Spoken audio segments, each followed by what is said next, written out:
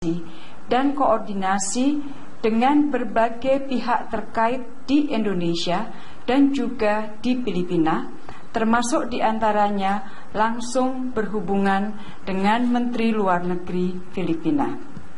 Prioritas saat ini adalah keselamatan 10 warga negara Indonesia yang saat ini masih disandra. Sekali lagi, perlu saya tekankan bahwa prioritas saat ini adalah keselamatan 10 WNI kita yang masih di tangan penyandra. Kita akan terus bekerja dengan keras dan berkoordinasi untuk menyelamatkan 10 warga negara Indonesia tersebut. Kapal Brahma 12 dan Anan 12 dibajak oleh kelompok Abu Sayyaf di daerah Filipina. Ada 10 warga negara Indonesia yang masih disandra oleh kelompok tersebut.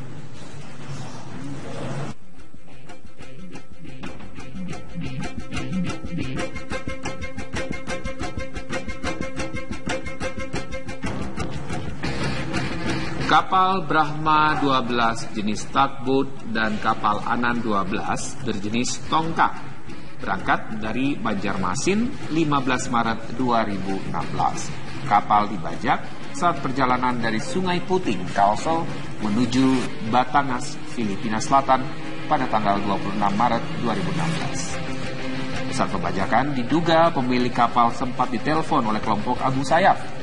Menurut keterangan Kementerian Luar Negeri, kapal Brahma 12 sudah dilepaskan. Namun kapal Anan 12 yang membawa muatan batubara masih di tangan pembajak.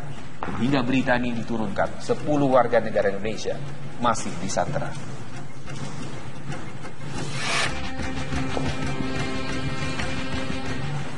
Pihak TNI tengah mempersiapkan tim negosiator untuk membantu proses pembebasan awak kapal Brahma 12 yang tengah disandra. Penyanderaan dilakukan kelompok Abu Sayyaf di perairan Filipina.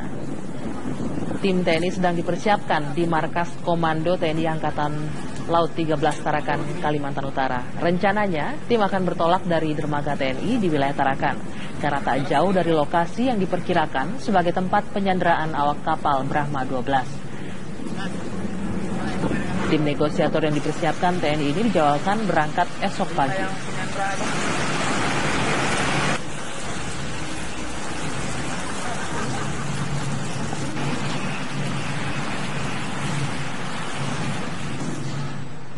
10 anak buah kapal warga negara Indonesia disandra dalam aksi pembajakan yang diduga dilakukan oleh kelompok milisi Abu Sayyaf di perairan Languyan, Filipina. Kelompok ini juga tidak sungkan-sungkan melakukan sejumlah aksi teror terhadap pemerintah Filipina. Dilakukan oleh milisi asal Filipina Selatan. Seskap Pramono Anung menegaskan salah satu dugaan pembajakan dilakukan untuk mencari dana guna kepentingan gerakan para milisi.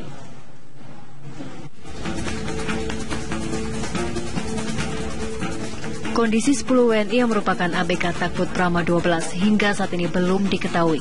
Diduga ke-10 WNI tersebut disandra oleh milisi asal Filipina Abu Sayyaf. Pemerintah telah berkoordinasi dengan berbagai pihak termasuk kepolisian dan TNI untuk membebaskan 10 orang WNI tersebut.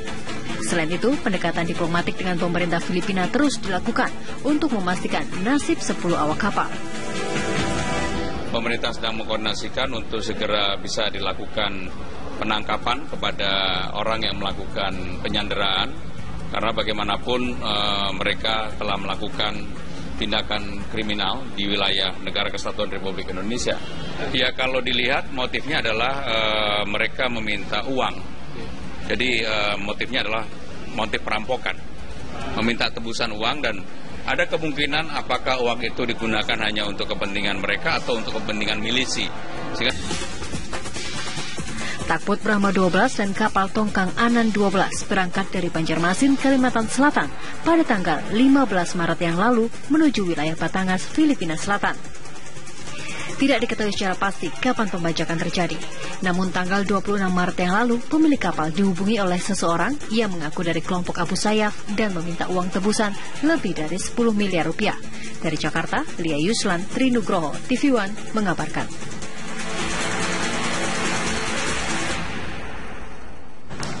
Kapal jenis tugboat Brahma 12 yang diduga disandra oleh kelompok Abu Sayyaf berangkat melalui pelabuhan Trisakti Banjarmasin, Kalimantan Selatan. Dari keterangan kantor Syah Bandar dan Otoritas Pelabuhan Banjarmasin, kapal tersebut mengangkut 1 nahkoda dan 9 anak buah kapal. Kapal Brahma 12 berangkat dari Banjarmasin pada tanggal 15 Maret 2016. Dari dokumen yang tertera, kapal Brahma 12 milik kapal Tongkang Anan 12 yang bermuatan 7.500 metrik ton batubara. Sebelum dinyatakan hilang, KSOP Banjarmasin sempat melakukan kontak dan memandu Brahma 12 hingga 4 hari setelah berlayar. Itu setelah kapal menyatakan bahwa kapal berangkat pada pukul 23, itu sudah merupakan tanggung jawab. Sudah lepas. Jadi untuk komunikasi daripada kru kapal itu selama pelayaran dari Banjarmasin ke Cabuniu, untuk komunikasi ya, sebagai komunikasi dari pemanduan itu selama melalui alur pelayaran seperti itu. Sementara keluarga ABK Alfian Elvis Peti, WNI yang disandera kelompok teroris Abu Sayyaf, berharap pemerintah segera turun tangan untuk membebaskan 10 ABK kapal Brahma 12. 10 WNI tersebut menjadi korban pembajakan di perairan Tawi-Tawi, wilayah negara Filipina. Perkembangan terbaru atas kasus dugaan pelecehan lambang negara, kita akan bergabung dengan reporter TVON, ada Rurin Rulianti dari Polda Metro Jaya. Rurin, apa informasi terbaru yang dapat Anda sampaikan? Ya, pemirsa, jika kemarin Fahira Idris, Wakil Ketua Komite 3 DPD RI telah melakukan pemeriksaan di Ditreskrimum Polda Metro Jaya terkait dengan kasus pelecehan lambang negara yang dilakukan oleh pedangdut Zaskia Gotik, perlu diketahui bahwa banyak sekali yang melaporkan kasus ini, namun ditindak oleh dua Krimum yang ada dari Krimum dan juga Krimsus. Di mana jika dari Ditreskrimum tersebut, Fahira Idris melaporkan atas sangkaan pasal 154 dan juga 155 dengan ancaman hukuman 4 tahun penjara, dan di mana pemeriksaan di Krimum sendiri baru dilakukan pemeriksaan terhadap Fahira Idris sendiri.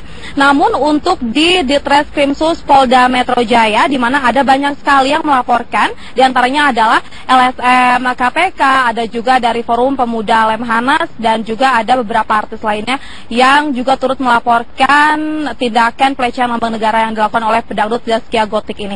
Dan selama 1 pekan kemarin, dari penyidik khususnya Subdit Cybercrime Ditreskrimsus Polda Metro Jaya telah melakukan pemeriksaan terhadap sejumlah saksi selama 3 hari berturut-turut, di mana pada tanggal 21 Maret kemarin sudah diperiksa ada 3 kerabat Zaskia Gotik yang juga turut ada dalam acara tersebut. Kemudian pada keesokan harinya ada juga pembawa acara dari program musik salah satu stasiun televisi tersebut juga telah dilakukan pemeriksaan. Dan juga pada hari Kamisnya pada tanggal 24 Maret Zaskia Gotik juga mendatangi Krimsus Polda Metro Jaya, namun bukan untuk melakukan pemeriksaan, namun untuk mendampingi LSM yang mengatasnamakan dari KPK tersebut untuk mencabut laporannya. Namun dari Subdit Cybercrime Krimsus Polda Metro Jaya menyebutkan bahwa pencabutan laporan yang dilakukan oleh LSM KPK tersebut tidak mempengaruhi sama sekali terhadap proses penyelidikan yang diusut, karena kasus pelecehan lambang negara yang dilakukan oleh pedangdut Zaskia Gotik ini merupakan benar-benar sebuah tindak pidana yang memang harus diselesaikan dan juga diusut tuntas, bukan merupakan delik aduan yang dilaporkan oleh salah satu pihak. Sehingga pada hari ini rencananya dari penyidik Cybercrime Krimsus Polda Metro Jaya juga akan kembali melakukan pemeriksaan yang kemarin sebenarnya ini dijadwalkan pemeriksaan terhadap produser dan juga tim kreatif dari program musik salah satu stasiun televisi swasta tersebut. Namun karena kemarin tidak dapat hadir, kemudian dijadwalkan ulang, sehingga pada hari ini rencananya mereka akan mendatangi Krimsus Polda Metro Jaya pada pukul 2 siang ini. Dan hingga siang ini kami bersama rekan wartawan lainnya masih menunggu kedatangan dari produser dan juga tim kreatif acara tersebut. Demikian, Bayu. Ya, Rurin, tadi Anda sudah menjelaskan ada beberapa pihak yang seharusnya diperiksa hari ini. Tapi apakah Anda mendapatkan informasi terbaru Zaskia Gotik kembali akan diperiksa kapan? Iya, berdasarkan keterangan dari Kanit 1 Subdit Cybercrime Ditreskrimsus Polda Metro Jaya, Kompol Niko Setiawan, yang menyebutkan bahwa pemeriksaan terhadap Zaskia Gotik memang belum dilakukan sampai detik ini. Dari Kompol Niko Setiawan sendiri mengatakan bahwa ia akan melakukan pemeriksaan kepada Zaskia Gotik setelah melakukan pemeriksaan terhadap sejumlah saksi lainnya, yang dimana saksi, produser dan juga tim kreatif ini merupakan saksi terakhir yang akan diperiksa. Dan jika mereka sudah menyelesaikan pemeriksaan pada hari ini, maka besok atau pada Rabu besok pihaknya akan langsung melakukan pemanggilan terhadap terlapor pedangdut Zaskia Gotik. Demikian, Bayu. Baik, terima kasih Rurin Rulianti, informasi Anda langsung dari Polda Metro Jaya. Kita mendatangi gedung Direktorat Reserse Kriminal Umum Polda Metro Jaya. Fahira menjalani pemeriksaan terkait laporannya terhadap pedangdut Zaskia Gotik dan komedian Denny Cagur yang diduga melecehkan lambang negara. Wakil Ketua Komite 3 DPD RI Fahira Idris menjalani pemeriksaan di Ditreskrimum Polda Metro Jaya terkait tindak pidana pelecehan lambang negara yang dilakukan pedangdut Zaskia Gotik dan komedian Denny Cagur. Fahira melaporkan kejadian pelecehan lambang negara yang dilakukan keduanya pada salah satu episode program musik televisi swasta yang terjadi pada 15 Maret lalu. Ya, hari ini saya tadi baru di BAP ya, oleh Pak Padia gitu, ditanyakan beberapa pertanyaan, kemudian saya jawab gitu ya, mungkin kronologis dan sebagainya. Nanti setelah ini baru mungkin penyidik akan melanjutkan ke penyidikan. Ya. Sementara itu, menurut Fahira, penyidikan ini akan dilanjutkan termasuk memeriksa tim kreatif program tersebut. Tim kreatif sudah mengatakan bahwa tanggal proklamasi itu 17 Agustus, tapi kemudian Zaskia malah bilang 32 Agustus. Kan artinya kan sebetulnya tim kreatifnya sudah betul, tapi Zaskianya yang bercanda. Nah, jadi itulah nanti yang mungkin akan dilanjutkan penyidikannya oleh pihak kepolisian. Fahira Idris usai menjalani pemeriksaan juga menegaskan tidak akan mencabut laporan hingga masalah ini tuntas secara hukum. Tujuannya agar tidak terjadi lagi kasus pelecehan lambang negara. Dari Jakarta, Rurin Rulianti, Doni Aditya, TV One mengabarkan. Zaskia Gotik berdamai dengan salah satu pihak yang melaporkan dirinya atas pelecehan lambang negara ke Polda Metro Jaya. Meski demikian, Zaskia akan tetap menjalani pemeriksaan Rabu depan dan ia pun mengaku siap jika harus ditahan. Ya kan ini pembelajaran buat Neng. Ini pembelajaran yang sangat-sangat berharga buat Neng. Jadi ya Neng juga kedepannya agak bisa lebih baik lagi. Sesal kini dirasakan penyanyi dangdut Zaskia Gotik atas gurauannya beberapa waktu lalu yang dianggap telah melecehkan lambang negara. Tindakannya itu telah membuat Zaskia harus menjalani rangkaian pemeriksaan oleh polisi. Meski demikian, hari ini artis bernama asli Surkiani tersebut bisa sedikit bernafas lega karena salah satu pelapor mencabut laporannya atas dugaan pelecehan lambang negara yang dilakukan Zaskia. Kami korelasinya adalah berdamai, bukan memberhentikan proses hukum, tapi berdamai. Tapi mencabut itu secara sistem proses hukum atas pasal itu kami cabut. Adanya pencabutan laporan pada hari ini tak lantas menghentikan proses hukum kasus Zaskia yang akan kembali menjalani pemeriksaan pada Rabu depan. Sekarang itu mungkin sudah dicabut. Terus yang kedua, saya mengambil surat panggilan. Karena kesini saya mengambil surat panggilan bahwa untuk pemeriksaan Neng Zaskia pada hari Rabu besok, minggu depan. Sifatnya kewenangannya penyidik, laporan siapa itu domainnya penyidik. Yang jelas Neng Zaskia hari Rabu besok akan diperiksa sebagai saksi. Kasus yang menjerat artis Zaskia Gotik bermula dari gurauannya dalam acara di salah satu televisi swasta yang dianggap menghina lambang negara. Darah manis tersebut dilaporkan ke polisi oleh sejumlah pihak, baik dari daerah maupun di Jakarta. Zaskia dinilai telah melanggar Undang-Undang Nomor 24 Tahun 2009 tentang bendera, bahasa, dan lambang negara dengan ancaman penjara selama 5 tahun. Artis yang terkenal dengan gaya goyang itiknya tersebut mengaku gurauannya itu dilontarkan tanpa sengaja. Lillahi ta'ala, saya nggak ada sengaja. Jadi posisinya di situ kan semuanya lagi pada terbawa suasana. Di belakang tuh banyak sekali. Saya sudah tahu gitu jawaban itu, saya tahu. Terus di belakangnya, oh ini gini. Jadi dibuat dibuat melenceng gitu loh. Jadi saya terbawa suasana dengan hal itu gitu. Jadi mengalir gitu aja. Atas laporan tersebut, sejumlah artis juga telah dimintai keterangan sebagai saksi.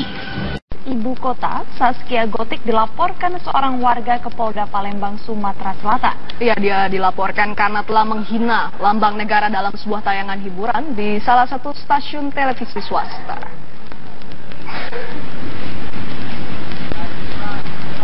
Seorang warga Palembang, Sumatera Selatan melaporkan pedangdut Surkiani atau biasa dipanggil dengan nama Zaskia Gotik ke Mapolda Palembang, Sumatera Selatan.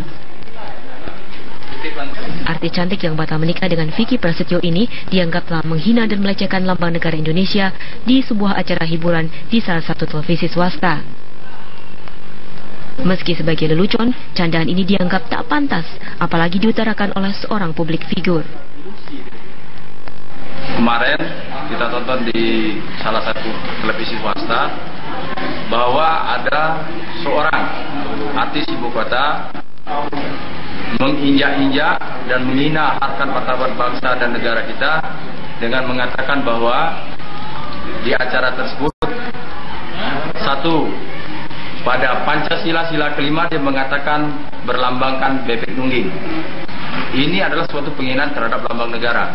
Selanjutnya, artis tersebut mengatakan bahwa Hari Kemerdekaan Republik Indonesia dikumandangkan setelah azan subuh dan dia mengatakan pada tanggal 32 Agustus. Hingga kini polisi masih mendalami berkas perkara Zaskia Gotik.